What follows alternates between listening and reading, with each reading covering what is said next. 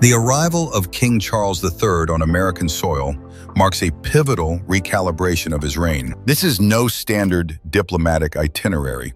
It is the inaugural instance of his standing before the New World as sovereign, bearing the accumulated weight of a 1,000-year lineage. The transatlantic crossing serves as a silent testament to the primacy of the office over the individual. In the rigorous calculus of monarchy, presence remains the ultimate currency of power. To be seen is to validate the institution itself. For a king navigating the complexities of a modern constitutional role, this journey represents a demonstration of stamina that transcends personal comfort. It is an assertion of absolute continuity.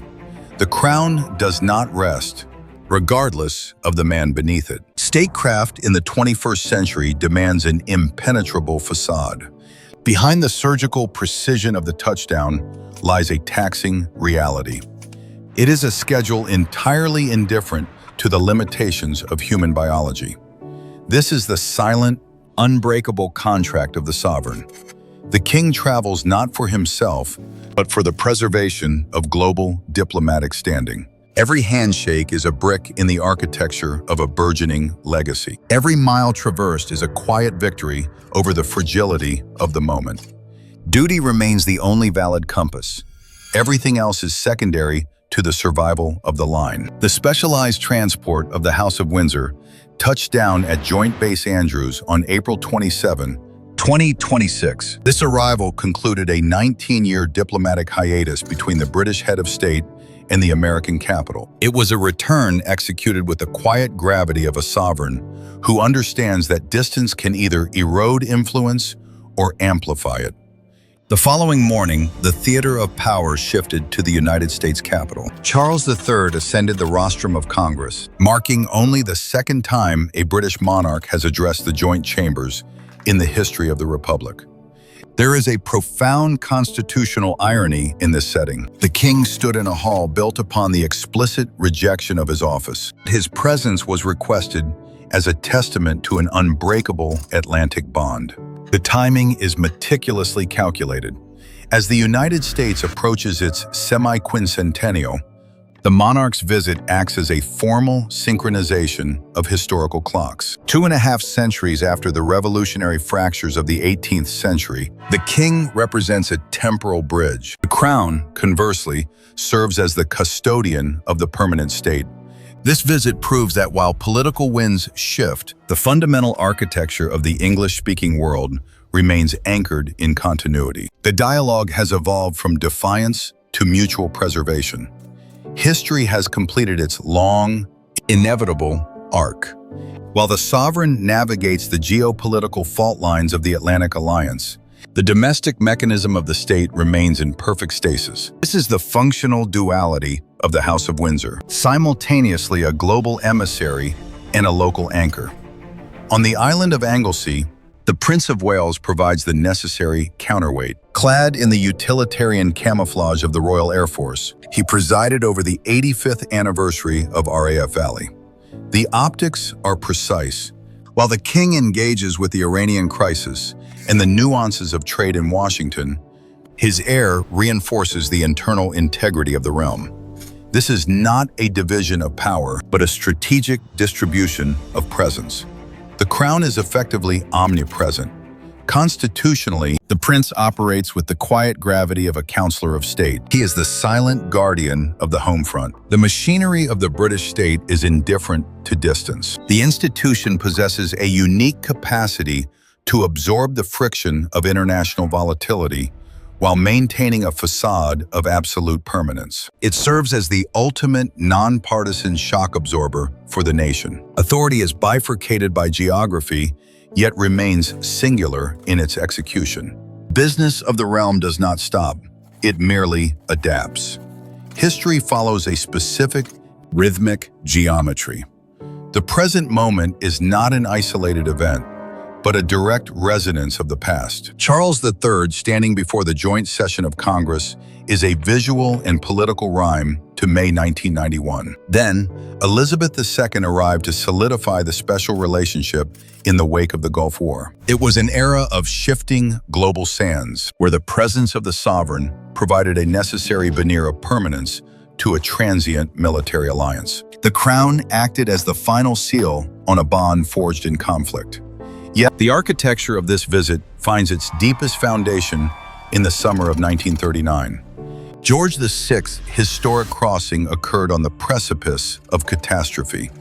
The monarchy then, as it does now, functioned as a sophisticated diplomatic conduit between leaders whose ideological frictions threatened the structural integrity of the West. Where politicians are constrained by the immediate demands of their constituency, the king operates in the silence of the long term. He is the human bridge over the abyss of failed diplomacy. This is the cyclical nature of the institution. The House of Windsor does not merely participate in history, it facilitates it. When political discourse reaches its inevitable limit, the weight of the crown provides a neutral ground for reconciliation. The present mission is a reclamation of that ancient prerogative.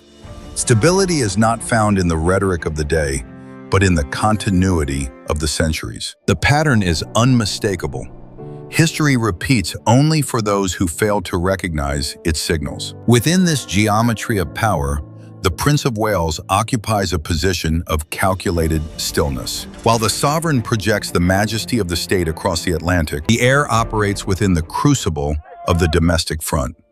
This is the paradox of the successor. At RAF Valley, the uniform of the Royal Honorary Air Commodore serves as more than ceremonial attire. It is a visual synecdoche for the continuity of command. The prince's return to the island of Anglesey signifies a reclamation of his own professional foundations.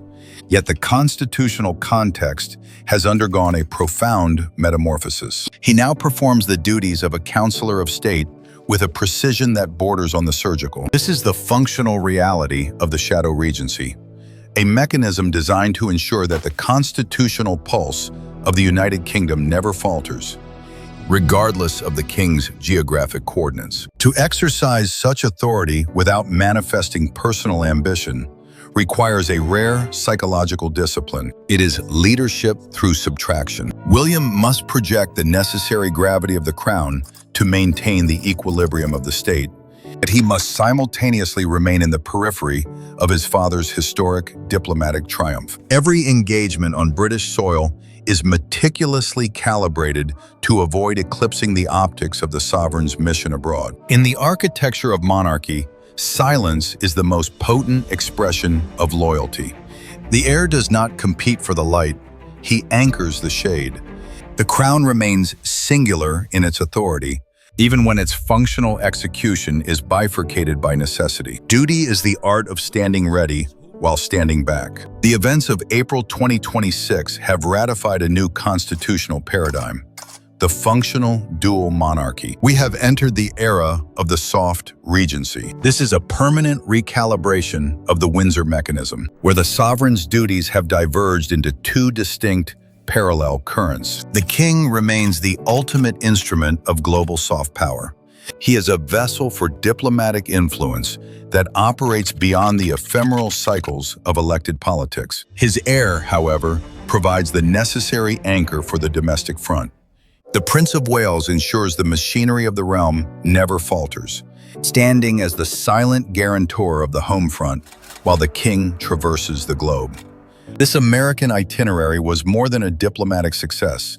It was an existential manifesto. It demonstrated that the monarchy can adapt its ancient structure without eroding its core essence. Survival no longer depends on the physical ubiquity of one man, but on the synchronized integration of the royal line. The institution has moved beyond the constraints of a single biography. The crown has transformed from a static portrait into an active, evolving process. The weight of the crown is now shared to ensure absolute stability against the volatility of the 21st century. While the individual remains finite, the office becomes a resilient, multi-generational network. The architecture of the state has been reinforced against the inevitable erosion of time. The blueprint for the next century of global leadership is now visible. Provide your analysis of this constitutional evolution in the comments below. Subscribe to join us as we continue to document the endurance of the crown.